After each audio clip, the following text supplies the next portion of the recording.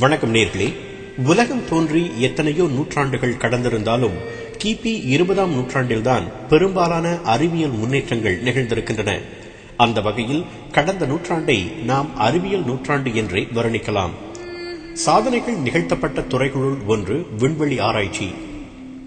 விண்வெளிக்கு முதலில் யார் செல்வது என்ற போட்டி அமெரிக்காவுக்கும் முன்னைய சோவியத் யூனியனுக்கும் இடையே ஒரு பல பரீட்சையாகவே உருவானது.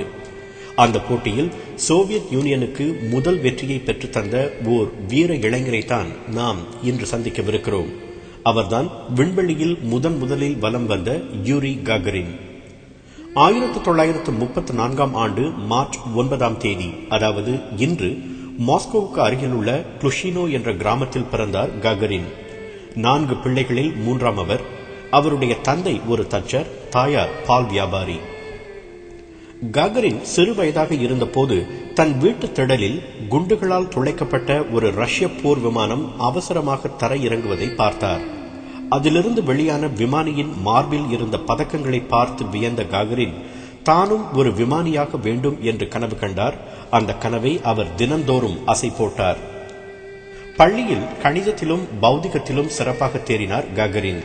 பள்ளி இறுதி ஆண்டில் அவருக்கு பிளையிங் கிளப் எனப்படும் பறக்கும் மன்றத்தில் சேர வாய்ப்பு கிடைத்தது. அவரது கனவு கொஞ்சம் கொஞ்சமாக நனவாக தொடங்கியது. 1955இல் அவர் முதல் முறையாக தனியாக ஓர் விமானத்தை ஓட்டினார். அவரது திறனை கண்ட பயிற்றுவிப்பாளர்கள் காகரின் மிகச்சிறந்த விமானியாக வருவார் என்று முன்னுரைத்தனர். பின்னர் ஆரன்பர்கில் உள்ள ரஷ்ய ஆகாயப்படை பள்ளியில் சேர்ந்தார். 23 வயதான போது அந்த பள்ளியின் மிகச்சிறந்த அதிகாரியாக அவர் தேர்ச்சி பெற்றார். ரஷ்ய ஆகாயப்படையில் Yak-18 என்ற ரஷ்ய போர் விமானத்தை ஓட்டும் வாய்ப்பு அவருக்கு கிடைத்தது. முதல் முறையாக அதனை ஓட்டிவிட்டு வந்தபோது அவர், இப்போதுதான் என் வாழ்க்கை அர்த்தமுள்ளதாக இருக்கிறது என்று கூறினார். 1957ஆம் ஆண்டு அக்டோபர் 4ஆம் தேதி ஸ்புட்னிக் என்ற உலகின் முதல் செயற்கைக்கோளை விண்ணுக்கு வெற்றிகரமாக பாய்ச்சி விண்வெளி யுகத்தை அதிகாரப்பூர்வமாக தொடங்கி வைத்தது ரஷ்யா. அதனை அடுத்து மனிதனை விண்வெளிக்கு அனுப்பிவிட வேண்டும் என்பதுதான் அப்போதைய சோவியத் யூனியனின் பிரதமர் குருஷேவின் திட்டம். அதனை அறிந்த காகரின் அந்த திட்டத்தில் சேர விரும்பி விண்ணப்பித்தார். அவரது விண்ணப்பம் ஏற்றுக்கொள்ளப்பட்டு அவருக்கும் வேறு சில வீரர்களுக்கும் விண்வெளி பயிற்சிகள் அளிக்கப்பட்டன. பயிற்சிகள் மிக கடுமையாக இருந்தன. எனினும் விண்வெளிக்கு செல்ல வேண்டும் என்ற அவரது லட்சியத்தில் குறியாக இருந்ததால் எல்லா சோதனைகளையும் பயிற்சிகளையும் வெற்றிகரமாக முடித்தார் காகரின். பின்னாளில் அவரை பற்றி வர்ணித்த சக வீரர்கள் காகரின் எந்த சூழ்நிலையிலும் மனம் தளர்ந்ததில்லை என்றும் முடிவெடுத்து செயல்படுவதில் அவர் மிகச் சிறந்தவர் என்றும் கூறினர். எல்லா பயிற்சிகளும் முடிந்தன. யார் விண்வெளிக்கு முதலில் அனுப்பப்பட போகிறார் என்று அனைவரும் ஆவலுடன் காத்திருந்தனர். அபாயம் மிக்க அந்த முதல் பயணத்தை மேற்கொள்ள யூரி காகரினின் பெயர் முன்மொழியப்பட்டது. பயணத்தின் வெற்றிக்கு எந்த உத்தரவாதமும் இல்லை. உயிரோடு திரும்ப முடியுமா என்பதும் கேள்விக்குறி. ஆனால் எதற்குமே முதல் முயற்சி என்ற ஒன்று வேண்டுமல்லவா? அதைத்தான் செய்ய புறப்பட்டார் காகரின். மனைவியின் ஆசையை பெற்று வரலாற்று சிறப்புமிக்க அந்த பயணத்துக்கு தயாரானார்.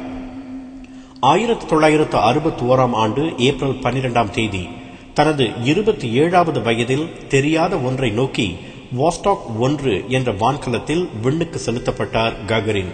ஒரு தேசமே பிரார்த்தனையில் மூழ்கியது.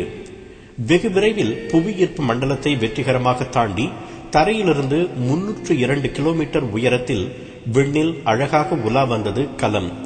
அந்த கணம் விண்வெளியில் உலா வந்த முதல் மனிதன் என்ற அழியா புகழுக்கு சொந்தக்காரரானார் காகரின். சுமார் 2 மணி நேரத்தில் உலகை ஒருமுறை வலம் வந்த பிறகு பத்திரமாக தரையிறங்கினார் காகரின். உலகம் உருண்டை என்பதையும் முக்கால்வாசி தண்ணீர் நிறைந்தது என்பதையும் முதலில் கண்கூடாக கண்ட பெருமையும் அவரையே சாரும். அந்த அற்புத காட்சியை பார்க்க அவர் உயிரையே பணயம் வைத்ததில் ஆச்சரியமில்லைதான். ஆனால் நம்மில் எத்தனை பேர் துணிந்திருப்போம்? காகரினின் வெற்றிக்கு பிறகுதான் விண்வெளி ஆராய்ச்சியில் இன்னும் பல முன்னேற்றங்கள் ஏற்பட்டன. உண்மையில் விண்வெளி போட்டியின் முதல் அத்தியாயத்தில் தோற்று போனதாக உணர்ந்த அமெரிக்கா எப்படியாவது நிலவில் கால் பதிக்கும் போட்டியிலாவது வென்றுவிட வேண்டும் என்று சபதம் மேற்கொண்டது. அடுத்த 8 ஆண்டுகளில் அதில் வெற்றியும் பெற்றது. அந்த வெற்றிக்கும் அடித்தளமிட்ட பெருமை காகரினை சேரும். ஆனால் சரித்திரம் படைத்த 7 ஆண்டுகளில், அதாவது 1968 ஆண்டு மார்ச் 27 தேதி காகரின் ஓட்டி வந்த ஜெட் விமானம் விபத்துக்குள்ளானதில் அவர் அகால மரணம் அடைந்தார். அப்போது அவருக்கு வயது 34 தான். சிறிய வயதிலேயே மறைந்தாலும் அவர் இன்றும் பலருக்கு ஒரு நம்பிக்கை நட்சத்திரமாக காட்சியளிக்கிறார். யாருமே செய்யாத போது முதலில் துணிந்ததால் தான் காகரினுக்கு விண்வெளியும் வானமும் வசப்பட்டன. வரலாறும் அவரை நினைவில் வைத்திருக்கிறது. நாமும் விண்ணை தொட துணிந்து கனவு கண்டால் அந்த நிலா கூடவா வசப்படாமல் போகும்?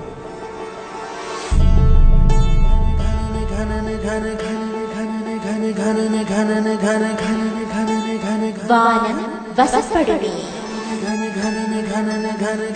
சிண்டாவின் ஆதரவில்